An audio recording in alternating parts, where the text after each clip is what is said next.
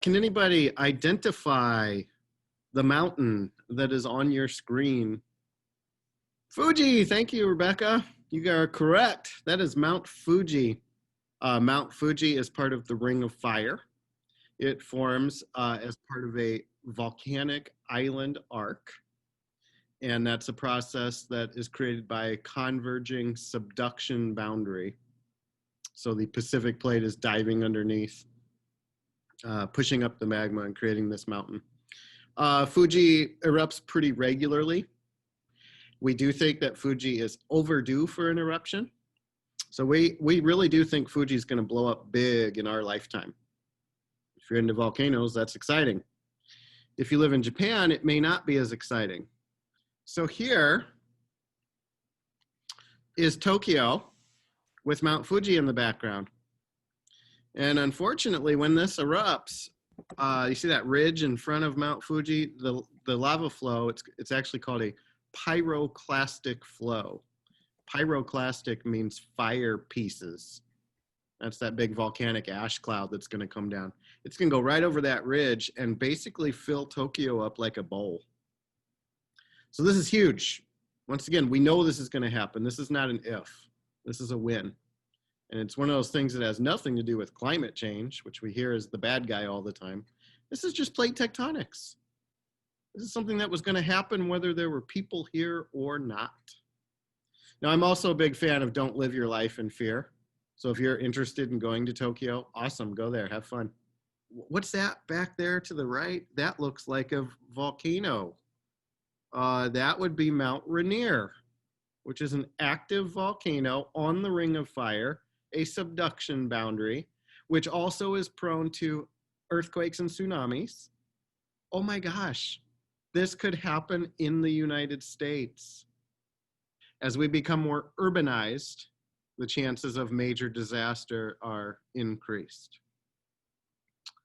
Now, back in 1980, here you can see the whole range here into California all the way up to Washington. This is called the Cascade Range. And this is when the Juan de Fuca plate, tiny little plate, ocean plate, is sliding underneath North America. So that subduction is pushing up all this melted ocean crust, creating these volcanoes. And these are the deadly ones. In 1980, when we weren't as urbanized, just north of Portland, you see Mount St. Helens in red. Mount St. Helens is the last major eruption that we had. People were excited. They wanted to see a volcano blow up from a distance. It turned out this thing was a monster. They screwed up. They thought it was going to blow up straight up and out in all directions. And instead, you can kind of see how the right-hand side of the mountain caved in and the whole thing blew up, not up, but sideways. And so they had set up a safety zone of 5 miles, and the mountain blew up almost 15 miles in one direction. Pretty cool. I mean, it is exciting if you're into tectonics and all that, and you're not in harm's way. So you can see the picture on the right. Look at the height of the mud flow, the pyroclastic flow that came down. And it literally did just rip everything out of its path. Just a monstrous geologic event.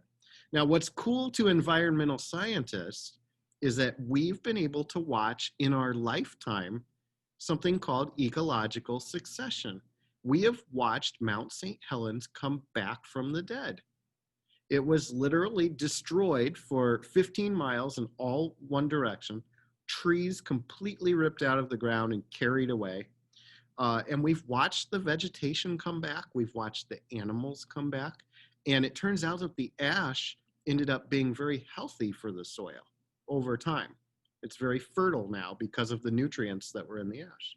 So it ended up being just a marvelous scientific event other than the death toll that unfortunately happened. Mount St. Helens is still active. It's still part, the Juan de Fuca plate is still diving underneath.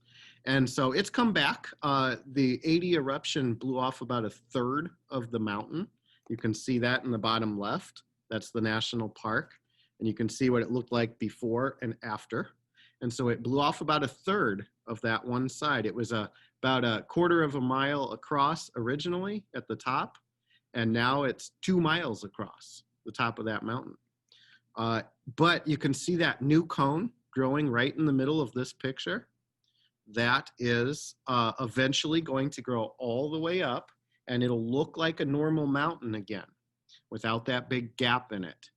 And unless you're a trained geologist, you probably won't even see a scar from the 1980 eruption. It'll look like a normal mountain that had never blown its side out. I was gonna ask because you were talking about how like the vegetation is growing back and stuff, and I was gonna ask, is it kind of like how forest fires, like like some fires, like they'll help like release seeds and stuff from trees, and it like Absolutely. Kills old growth, releases seeds. Um, in the National Park Service does what we call prescribed burns, and they will burn sections of forest on purpose, obviously controlled. So it turns out, and you've probably heard about the fires in California right now, right? Well, there's so much going on in the news that is current events that I wish we had more time to talk about. There was an oil spill in the other hemisphere. There was they want to drill. Trump administration wants to drill in the Grand Canyon for uranium. They want to drill in Alaska in a place called Anwar, which we're going to talk about later. This is all happening right now, and it's all apes. I thought about putting it all on Instagram, but I'm not sure you guys actually care. And of course, we've got the huge fires burning in California. And we're going to get to that too. Forest fires are part of this class. But what I want to tell you is that this isn't actually that weird. People are talking about climate change and how it's out of control and it's the worst it's ever been. We are in what is called fire season. Just like there's tornado season, hurricane season, every single year for the last, as long as I can remember, this is when California gets its fires. And it's not just California this year, it's bleeding across into a place as far as Colorado, Utah. But all of that forested land experiences a drought in summer, and then lightning comes along and sparks fires. This one does seem a little worse this year, and I'm sure that is tied to climate change and global warming. But to have fires each year they're prepared for it to an extent. The real problem is not the forest fire, it's urbanization, right? We have built now communities closer to these forests. And so when they catch fire now, these communities are at risk. It's just like the community in Hawaii that built their town on the side of an active volcano. Don't build near these forests because we know they're going to catch fire.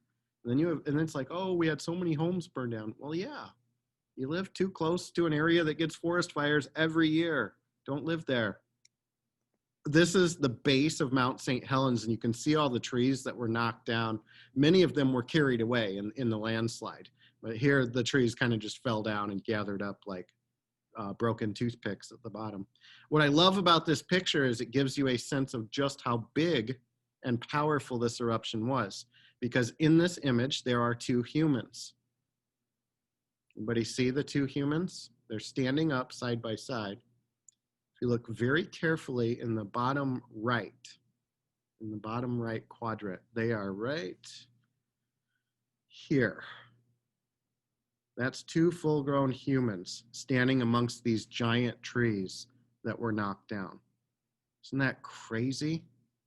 So when we talk about the scope of this disaster, there were no towns around Mount St. Helens. Imagine if this was Mount Rainier and Seattle.